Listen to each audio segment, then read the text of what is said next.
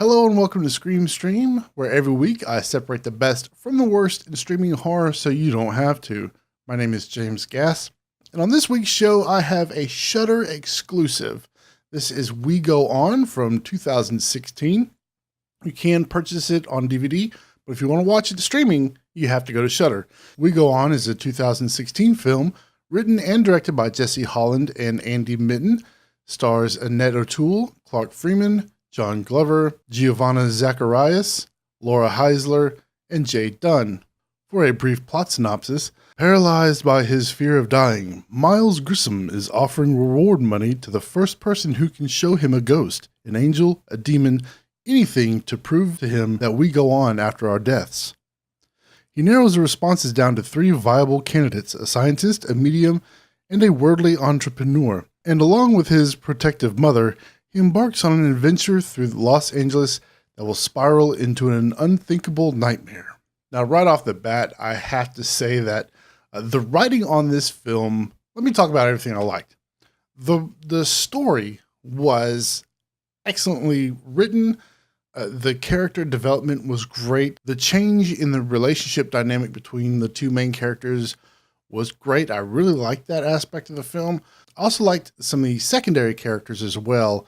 Especially the medium, the way that she first appeared in the film, you didn't think she was going to come back, but she did. I really liked the way they worked her into the story with sort of plot development and moving plot forward.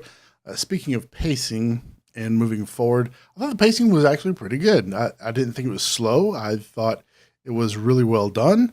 I enjoyed the pacing of the film. I enjoyed the cinematography. I enjoyed the directing, but the story was just fantastic. I thought this was one of the more original stories I've seen in the past few months, or maybe even in the past couple of years. Just really loved the storytelling in this one. The one thing that I didn't really like was Annette O'Toole's character of Charlotte, who played, or who was Miles' mom. She got a little annoying every now and then. I think a little too much for my taste. I thought she was a good character, but just more often than not, she just got really annoying, and I kind of just wanted her to not talk anymore. And that was probably my main frustration with the film. Other than that, I love this movie. It currently has a 6.8 on IMDb. I think that's extremely low. If I was to rate this film from like 1 to 5, I would definitely give this a 4.5.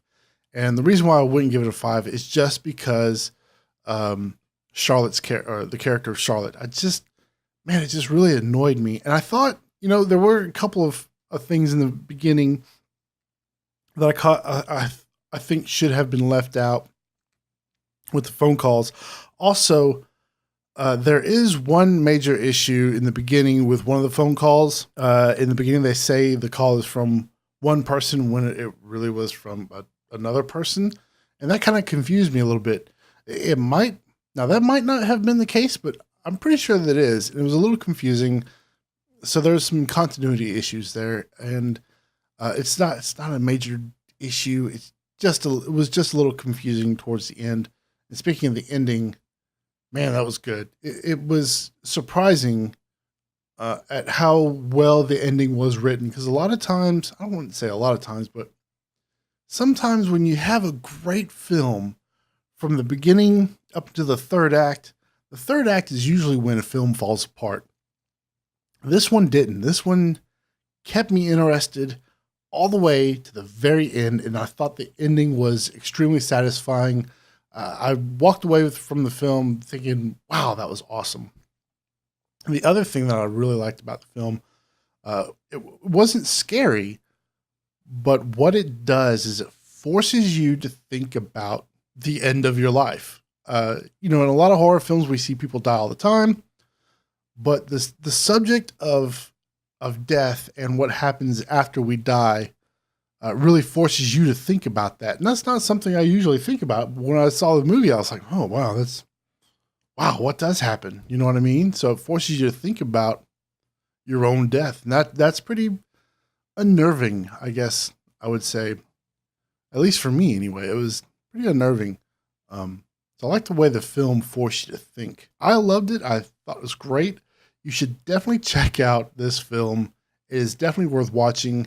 If you go to Shudder.com, I think you get like a 7-day free trial, and you have access to everything they have on their site.